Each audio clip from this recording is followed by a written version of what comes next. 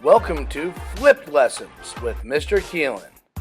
This week's topic is the executive branch. Hello, welcome to Lesson 1 on the executive branch. You're going to see that this is the first lesson of the first unit dealing with the executive branch, but we'll have two.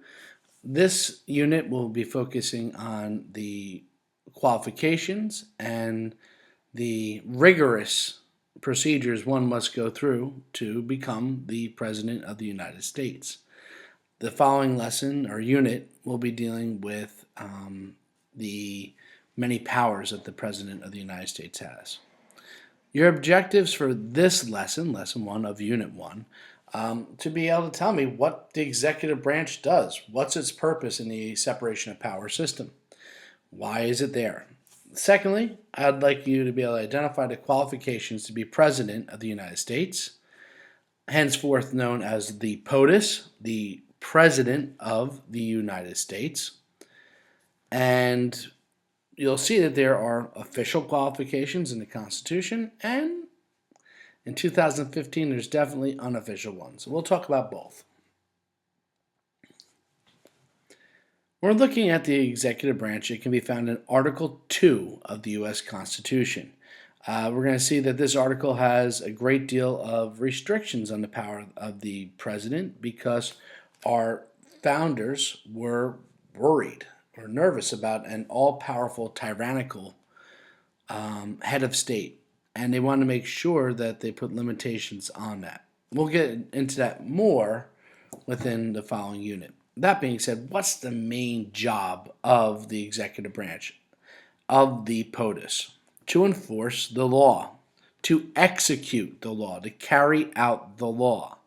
That word execute means to complete, so to carry out. If you think of those of you who can skateboard, if you do a 720 backspin, if I say, so-and-so executed a 720 backspin, that means they were able to perform it. They did it. So Congress makes the laws. The executive branch job is to make the laws a reality. Where can I find the executive branch? Well, the main headquarters is the Executive Mansion, also known as the White House. Pretty house. The president doesn't own it. We own it. It is the property of the United States, but it is also the residency of the president and the center of the executive branch of government. It's here where we find the West Wing and the Situation Room, where many of the important tasks of the president, daily tasks, take place. That being said, unlike the legislative branch, which is centered around the Capitol and the office buildings around it, the executive branch has many, many different headquarters or buildings, depending on which area of the law it's focused in on. Where is it executing? Where is it carrying out the law? One of the most famous executive buildings is the Pentagon, found in Northern Virginia. The Pentagon is the center of the U.S. Department of Defense. The Pentagon is part of the executive branch. So the generals, the leaders that work in there controlling and guiding our military policy and executing our military law, that is part of the executive branch. But you will find similar buildings for the State Department, the Department of Education, Department of Environmental Protection, the FBI, so on and so forth. All those are part of the executive branch. All those different places answer to the president. If all these places are enforcing laws, the president is the top enforcer of all these laws. So there's many different headquarters for the executive branch, but one main one, and that is the White House. Maybe someday you'll live there. Let's move on. What is the main governing body? It's the presidential administration.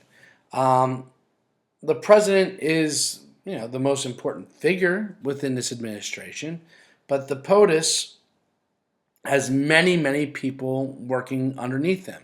When you watch the Brain Pop next unit that deals with the powers of the executive branch, they refer to the president as a CEO of a company, as the facilitator.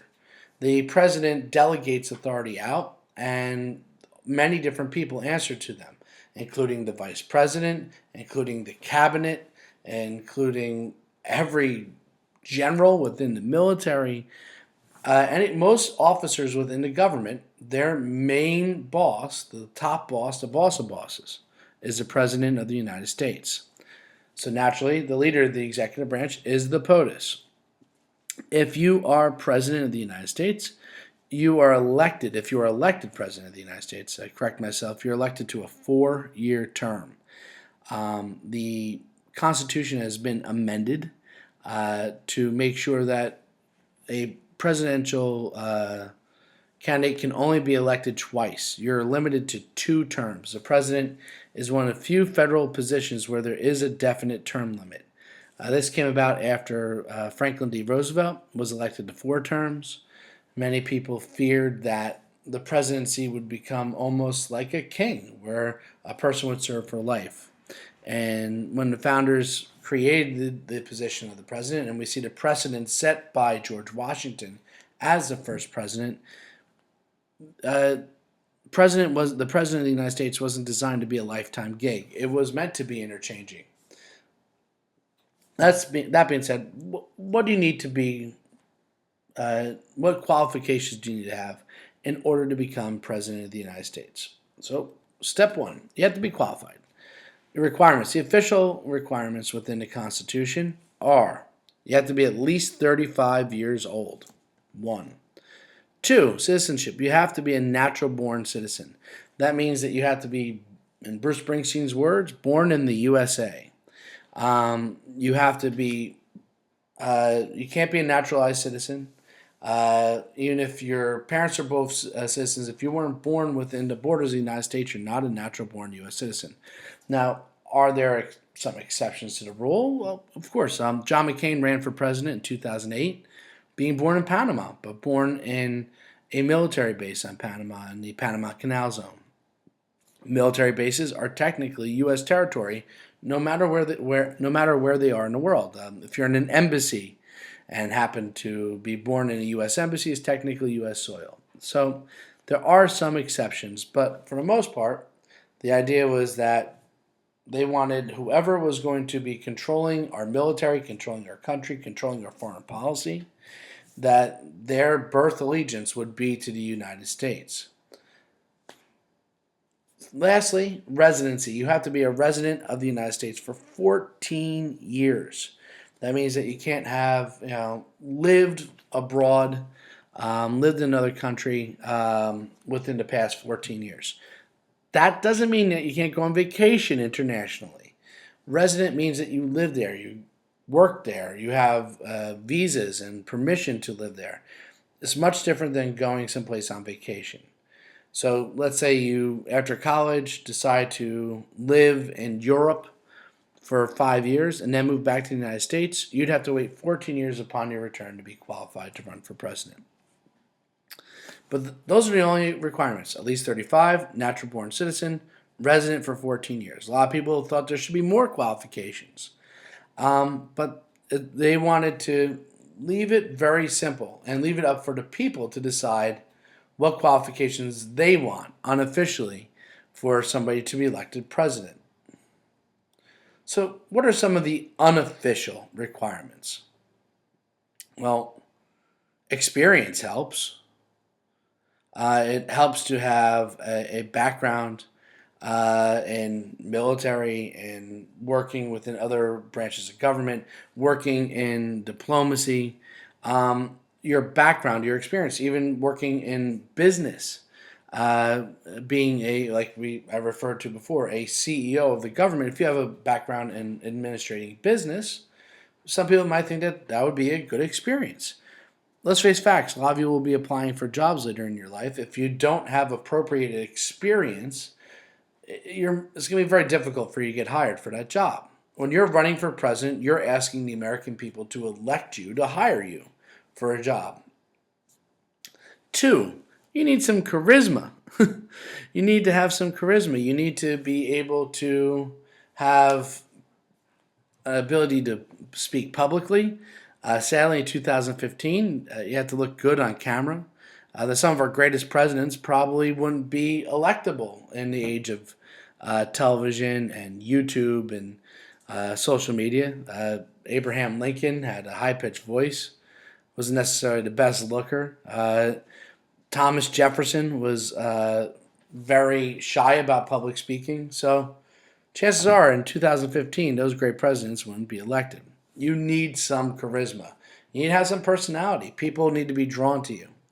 Last but not least, core values. You need to have, what do you stand for? What do you believe in? What are you advocating for? What are you fighting for? What do you want to see within America? People will connect their values to your values. And you need to be coming up with a stand of what you want to do with the office of the presidency. Just some examples. Charisma. And if we look here, you see two future presidents who were debating one another on national television in 1960. On your left, you see Democratic candidate John F. Kennedy. On your right, you see Richard Milhous Nixon, the Republican candidate. Nixon had more experience. He was a former vice president. Both of them were war heroes. However, they both took part in the first televised debate. First time a debate between presidential candidates was carried across the country on camera. Before the debate, Kennedy was approached by makeup artists and said, "Yes, definitely, put makeup on me. I'm going to be on camera. I want to look good." Nixon said, "No, I don't want any makeup on." And as a result, on camera, he had a bit of a 5 o'clock shadow, had some shadows under his eyes, whereas Kennedy looked glowing on the camera. Americans who watched the debate, the vast majority of them thought that Kennedy won. Americans who listened to the debate on the radio, the vast majority of them thought Nixon had won. So having a little bit of charisma and being able to be good for the camera in 2015 can help you become president. So, what are the qualifications to be the POTUS? Officially, unofficially, I'd like for you to tell me the official ones and some of the unofficial ones as your first question for this lesson. And lastly, I want you to look at that qualification for president that is limited to natural-born citizens. We are a nation of immigrants. Many people argue that this is important, that we need to maintain that. Only natural-born citizens should be able to run for president. Others argue that we've had great Republicans and Democrats for both parties that would have made strong presidents that were U.S. citizens that happen to be foreign-born. And we shouldn't punish a citizen simply because of where they were, the land of their birth. I'd like for you to give me your opinion. What do you think? Explain and expand your answer, and you'll be finished with lesson 1. Thanks a lot for watching. Have a great day.